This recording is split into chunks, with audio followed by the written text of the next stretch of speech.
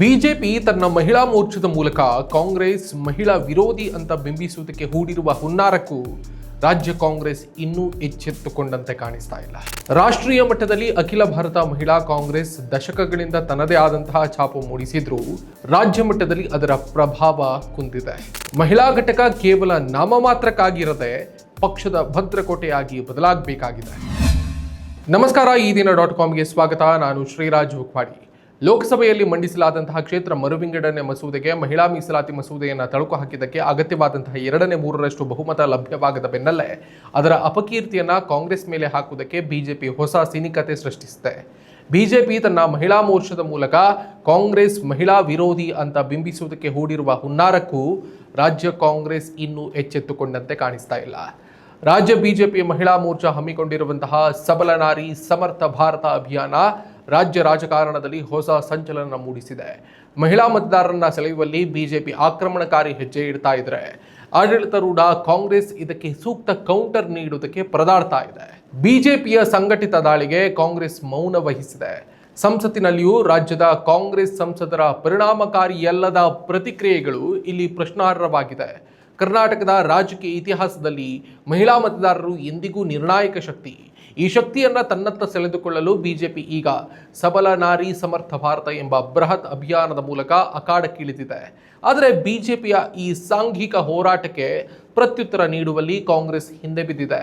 BJP ಈಗ ಮಾಡ್ತಿರುವಂತಹ ಕಾರ್ಯತಂತ್ರಗಳು ಬರೀ ರಾಜಕೀಯ ಯೋಜನೆಗಳಲ್ಲ, ಭಾವನಾತ್ಮಕ ಬೆಸುಗೆ ಹಾಕುವುದಕ್ಕೆ ಮಾಡ್ತಿರುವಂತಹ ಯತ್ನ.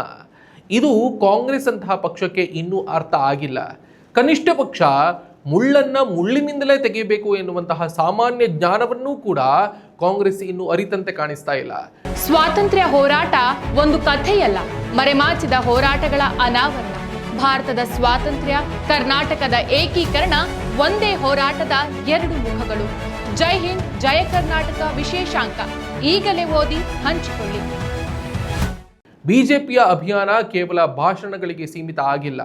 ನಾರಿ ಶಕ್ತಿಯನ್ನ ರಾಷ್ಟ್ರ ನಿರ್ಮಾಣದ ಅಡಿಪಾಯ ಅಂತ ಬಿಂಬಿಸುವುದಕ್ಕೆ ಅದರ ಎಲ್ಲ ಪ್ರಯತ್ನವನ್ನ ಮಾಡ್ತಾ ಇದೆ.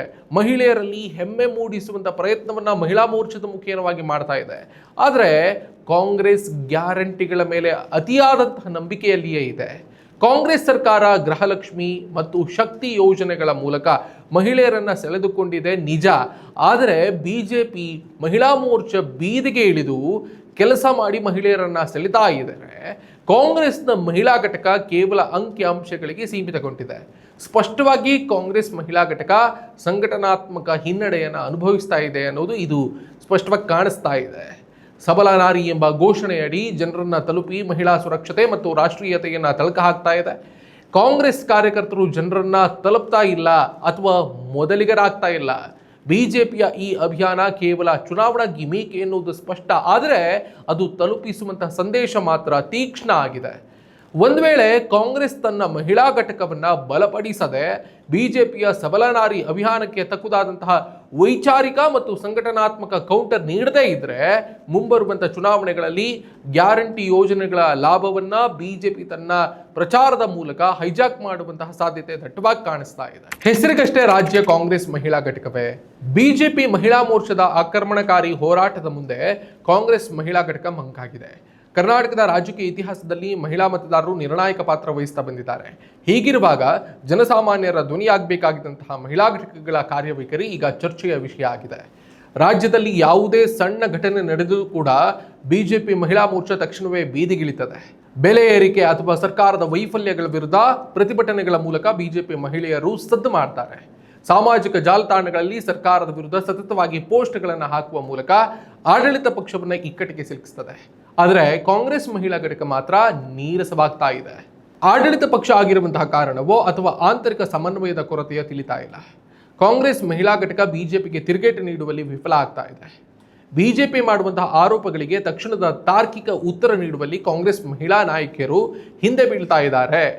ಕೇವಲ ಎಸಿ ರೂಮ್ಗಳಲ್ಲಿ ಪತ್ರಿಕಾಗೋಷ್ಠಿ ನಡೆಸಿ ಹೇಳಿಕೆ ನೀಡುವುದೋ ಅಥವಾ ಟಿವಿ ಚಾನೆಲ್ಗಳು ನಡೆಸುವಂತಹ ಚರ್ಚಾ ಕಾರ್ಯಕ್ರಮಗಳಲ್ಲಿ ಬೊಬ್ಬೆ ಹಾಕುವುದಕ್ಕೆ ಮಾತ್ರ ಕಾಂಗ್ರೆಸ್ ಮಹಿಳಾ ಘಟಕ ಅಥವಾ ಕಾಂಗ್ರೆಸ್ ಸೀಮಿತ ಆಗಿದೆ. ರಾಜಕೀಯದಲ್ಲಿ ಕೇವಲ ಅಧಿಕಾರ ಇದ್ದರೆ ಸಾಲದು. ಆ ಅಧಿಕಾರವನ್ನು ಉಳಿಸಿಕೊಳ್ಳುವುದಕ್ಕೆ ಬೇಕಾದಂತಹ ಹೋರಾಟದ ಮನೋಭಾವ ಸಂಘಟನೆಯಲ್ಲಿ ಇರಬೇಕು. ಕಾಂಗ್ರೆಸ್ನ ರಾಜ್ಯ ಮಹಿಳಾ ಘಟಕದಲ್ಲಿ ಸಾಂಘಿಕ ಶಕ್ತಿಯೂ ಕಾಣಿಸ್ತಾ ಇಲ್ಲ, ಹೋರಾಟದ ಮನೋಭಾವವಂತೂ ಮೊದಲೇ ಇಲ್ಲ. ಬಿಜೆಪಿ ಮಹಿಳಾ ಮೋರ್ಚಾದ ಅಬ್ಬರದ ಮುಂದೆ ಕಾಂಗ್ರೆಸ್ ಮಹಿಳಾ ಘಟಕ ಕೇವಲ ಪ್ರತಿಕ್ರಿಯೆ ನೀಡುವಂತಹ ಸ್ಥಿತಿಯಲ್ಲಿದೆ. ಮುಂಬರುವಂತಹ ಚುನಾವಣೆಯನ್ನಾದರೂ ಗಮನದಲ್ಲಿಟ್ಟುಕೊಂಡು ಕಾಂಗ್ರೆಸ್ ತನ್ನ ಮಹಿಳಾ ಪಡೆಯನ್ನ ಮರು ಸಂಘಟಿಸದೇ ಇದ್ರೆ ಕೇವಲ ಗ್ಯಾರಂಟಿ ಯೋಜನೆಗಳು ಪಕ್ಷದ ಕೈ ಹಿಡಿಯುವುದಕ್ಕೆ ಸಾಧ್ಯ ಇಲ್ಲ. ಮಹಿಳಾ ಘಟಕ ಕೇವಲ ನಾಮಮಾತ್ರಕ್ಕಾಗಿರದೆ ಪಕ್ಷದ ಭದ್ರಕೋಟೆಯಾಗಿ ಬದಲಾಗಬೇಕಾಗಿದೆ. ಕಾಂಗ್ರೆಸ್ ರಾಜ್ಯ ಮಹಿಳಾ ಘಟಕಗಳ ಪುನಶ್ಚೇತನದ ಅಗತ್ಯ. ಕ್ಷೇತ್ರ ಮರುವಿಂಗಡಣೆಯನ್ನ ಮಹಿಳಾ ಮೀಸಲಾತಿಯೊಂದಿಗೆ ಸೇರಿಸಿದ್ದನ್ನು ವಿರೋಧಿಸಿ ರಾಷ್ಟ್ರೀಯ ಮಹಿಳಾ ಘಟಕ ದೆಹಲಿ ಮತ್ತು ಜೈಪುರದಲ್ಲಿ ಪ್ರತಿಭಟನೆಯನ್ನು ನಡೆಸಿದೆ. ರೌಸ್ ಅವೆನ್ಯೂ ಕೋರ್ಟ್ ಸಮೀಪ ಇರುವಂತಹ ದೆಹಲಿ ಕಾಂಗ್ರೆಸ್ ಕಚೇರಿಯ ಬಳಿ ಕಾಂಗ್ರೆಸ್ ಕಾರ್ಯಕರ್ತರು ಪ್ರಧಾನಮಂತ್ರಿ ನರೇಂದ್ರ ಮೋದಿಯವರ ಪ್ರತಿಕೃತಿಯನ್ನು ದಹಿಸಿ ಬಿಜೆಪಿ ಪ್ರಧಾನ ಕಚೇರಿಗೆ ಮುತ್ತಿಗೆ ಹಾಕುವುದಕ್ಕೆ ಯತ್ನಿಸಿದರು. ದೊಡ್ಡ ಹೈಡ್ರಾಮವೇ ಸೃಷ್ಟಿಯಾಗಿದೆ. ನರೇಂದ್ರ ಮೋದಿ ನೇತೃತ್ವದ ಸರ್ಕಾರದ ನೀತಿಯನ್ನು ಖಂಡಿಸಿ ಮಹಿಳಾ ರಾಷ್ಟ್ರೀಯ ಘಟಕ ಕಾಂಗ್ರೆಸ್ದು ತೀವ್ರ ಹೋರಾಟ ನಡೆಸಿದೆ. ಆದರೆ ರಾಷ್ಟ್ರೀಯ ಮಟ್ಟದಲ್ಲಿ ಅಖಿಲ ಭಾರತ ಮಹಿಳಾ ಕಾಂಗ್ರೆಸ್ ದಶಕಗಳಿಂದ ತನ್ನದೇ ಆದಂತಹ ಛಾಪನ್ನು ಮೂಡಿಸಿದ್ರೂ ರಾಜ್ಯ ಮಟ್ಟದಲ್ಲಿ ಅದರ ಪ್ರಭಾವ ಕುಂದಿದೆ ಎನ್ನುವುದು ಇಲ್ಲಿ ಮುಖ್ಯಾಂಶ. ಭಾರತೀಯ ರಾಷ್ಟ್ರೀಯ ಕಾಂಗ್ರೆಸ್ನ ಮಹಿಳಾ ಘಟಕವಾದಂತಹ ಅಖಿಲ ಭಾರತ ಮಹಿಳಾ ಕಾಂಗ್ರೆಸ್ ದೇಶದ ಹಳೆಯ ಮತ್ತು ದೊಡ್ಡ ರಾಜಕೀಯ ಸಂಘಟನೆಗಳಲ್ಲಿ ಒಂದು. ಸುಚೇತಾ ಕೃಪಲಾನಿಯಂತಹ ದಿಗ್ಗಜ ನಾಯಕಿಯರಿಂದ ಆರಂಭಗೊಂಡು ಇಂದು ಅಲ್ಕಾ ಲಾಂಬಾ ಅವರ ನಾಯಕತ್ವದವರೆಗೆ ಈ ಘಟಕ ದೆಹಲಿಯ ಮಟ್ಟದಲ್ಲಿ ಸದ್ದು ಮಾಡ್ತಾ ಇದ್ರೂ ರಾಜ್ಯ ಮತ್ತು ಸ್ಥಳೀಯ ಮಟ್ಟದಲ್ಲಿ ಅದರ ಸಂಘಟನಾ ಶಕ್ತಿ ಕ್ಷೀಣಿಸಿದೆ. ರಾಷ್ಟ್ರೀಯ ಮಟ್ಟದಲ್ಲಿ ಮಹಿಳಾ ಕಾಂಗ್ರೆಸ್ ಹೆಚ್ಚಾಗಿ ದೆಹಲಿ ಕೇಂದ್ರಿತ ಪ್ರತಿಭಟನೆಗಳು ಮತ್ತು ರಾಷ್ಟ್ರೀಯ ನೀತಿಗಳ ಬಗ್ಗೆ ಧ್ವನಿ ಎತ್ತುತ್ತದೆ. ಆದರೆ ರಾಜ್ಯ ಮಟ್ಟದಲ್ಲಿ ಸಂಘಟನೆಯನ್ನು ವಿಸ್ತರಿಸಲು ಬೇಕಾದಂತಹ ನಾಯಕತ್ವದ ಕೊರತೆ ಎದ್ದು ಕಾಣ್ತಾ ಇದೆ. ರಾಜ್ಯ ಮಟ್ಟದಲ್ಲಿ ಮಹಿಳಾ ಘಟಕಗಳಿಗೆ ಪ್ರತ್ಯೇಕವಾದಂತಹ ನಿಧಿ ಅಥವಾ ಸಂಪನ್ಮೂಲಗಳ ಕೊರತೆ ಇದೆ ನಿಜ. ಪಕ್ಷದ ನೆರಳಿನಲ್ಲಿಯೇ ಕೆಲಸ ಮಾಡುವಂತಹ ಅನಿವಾರ್ಯತೆ ಕೂಡ ಇರೋದ್ರಿಂದ ಮಹಿಳಾ ಸಮಸ್ಯೆಗಳಿಗಿಂತ ಪಕ್ಷದ ಕಾರ್ಯಸೂಚಿಗಳಿಗೆ ಹೆಚ್ಚು ಆದ್ಯತೆ ನೀಡಬೇಕಾದಂತಹ ಪರಿಸ್ಥಿತಿಯಲ್ಲಿ ಮಹಿಳಾ ಘಟಕ ಇದೆ. ಇದರಿಂದ ಮಹಿಳೆಯರಿಗೆ ಸಂಬಂಧಿಸಿದಂತಹ ಸ್ಥಳೀಯ ಸಮಸ್ಯೆಗಳ ಮೇಲೆ ಕೇಂದ್ರೀಕರಿಸಲು ಸಾಧ್ಯವಾಗ್ತಾ ಇಲ್ಲ ಎನ್ನುವುದೇನೋ ನಿಜ. ಆದರೆ ಹಿಂದೆ ಕಾಂಗ್ರೆಸ್ ಮಹಿಳಾ ಘಟಕ ಹಳ್ಳಿಗಳಲ್ಲಿ ಮಹಿಳಾ ಮಂಡಲಗಳ ಮೂಲಕ ಸಂಪರ್ಕ ಹೊಂದಿತ್ತು. ಇಂದು ಆ ಜಾಗವನ್ನು ಸ್ವಸಹಾಯ ಸಂಘಗಳು ಮತ್ತು ಇತರ ಪಕ್ಷಗಳ ಮಹಿಳಾ ಘಟಕಗಳು ಆಕ್ರಮಿಸಿಕೊಂಡಿವೆ. ಕೇವಲ ನಗರ ಪ್ರದೇಶಗಳಲ್ಲಿ ಅಥವಾ ಮಾಧ್ಯಮಗಳ ಮುಂದೆ ಸಕ್ರಿಯವಾಗಿರುವುದು ರಾಜ್ಯ ಮಟ್ಟದ ಸಂಘಟನೆಯನ್ನು ಬಲಪಡಿಸುವುದಕ್ಕೆ ಸಾಲದು ಎನ್ನುವುದು ಇಲ್ಲಿ ಪ್ರಮುಖ ಅಂಶ. ಇದನ್ನು ಕಾಂಗ್ರೆಸ್ ಅರ್ಥ ಮಾಡಿಕೊಳ್ಬೇಕಾಗಿದೆ. ಒಟ್ಟಿನಲ್ಲಿ ಮಹಿಳಾ ಮೀಸಲಾತಿ ಕಾಯ್ದೆ ಜಾರಿಯ ಬಗ್ಗೆ ಚರ್ಚೆ ಆಗ್ತಿರುವಂತಹ ಈ ಸಂದರ್ಭದಲ್ಲಿ ಕಾಂಗ್ರೆಸ್ ತನ್ನ ಮಹಿಳಾ ಘಟಕವನ್ನು ರಾಜ್ಯ ಮತ್ತು ಸ್ಥಳೀಯ ಮಟ್ಟದಲ್ಲಿ ಪುನಶ್ಚೇತನಗೊಳಿಸುವುದು ಅನಿವಾರ್ಯ ಇದೆ. ಇಲ್ಲದೇ ಇದ್ರೆ ಬಿಜೆಪಿಯ ಮಹಿಳಾ ಮೋರ್ಚಾದ ಮುಂದೆ ಮಂಡಿಯೂರಬೇಕಾಗತ್ತೆ. ಕೇವಲ ರಾಷ್ಟ್ರೀಯ ಮಟ್ಟದ ಪ್ರತಿಭಟನೆ ಅಥವಾ ಹೋರಾಟಗಳಿಗೆ ಸೀಮಿತ ಆಗದೆ ರಾಜ್ಯ ಮತ್ತು ಜಿಲ್ಲಾ ಮಟ್ಟದಲ್ಲಿ ಮಹಿಳೆಯರಿಗೆ ಹೆಚ್ಚಿನ ರಾಜಕೀಯ ಅಧಿಕಾರ ಅಥವಾ ಅವಕಾಶ ನೀಡಿದಾಗ ಮಾತ್ರ ಕಾಂಗ್ರೆಸ್ನ ಮಹಿಳಾ ಘಟಕ ಬಲಿಷ್ಠ ಆಗೋದಕ್ಕೆ ಸಾಧ್ಯ ಇದೆ. ಇದು ಆಗದೆ ಉಳಿದಿದ್ದೇ ಆದಲ್ಲಿ ಕ್ರಮೇಣ ಮಹಿಳಾ ಮತದಾರರನ್ನ ಕಾಂಗ್ರೆಸ್ ಕಳೆದುಕೊಂಡ್ರೂ ಅಚ್ಚರಿ ಏನಿಲ್ಲ. ಇದಾಗಿತ್ತು ಈ ಹೊತ್ತಿನ ವಿಶೇಷ. ಮತ್ತಷ್ಟು ಸುದ್ದಿ ಮತ್ತು ಮಾಹಿತಿಗಾಗಿ ನೋಡ್ತಾ ಇರಿ ಈದಿನ.com. ನಮಸ್ಕಾರ. ಮತ್ತಷ್ಟು ವಿಶೇಷ ವಿಡಿಯೋಗಳನ್ನು ನೋಡಲು ಮತ್ತು ಹೊಸ ವಿಡಿಯೋಗಳ ಬಗ್ಗೆ ತಿಳಿಯಲು ಈದಿನ.com ಯೂಟ್ಯೂಬ್ ಚಾನೆಲ್ ಸಬ್ಸ್ಕ್ರೈಬ್ ಮಾಡಿ ಮತ್ತು ಬೆಲ್ ಐಕಾನ್ ಕ್ಲಿಕ್ ಮಾಡಿ.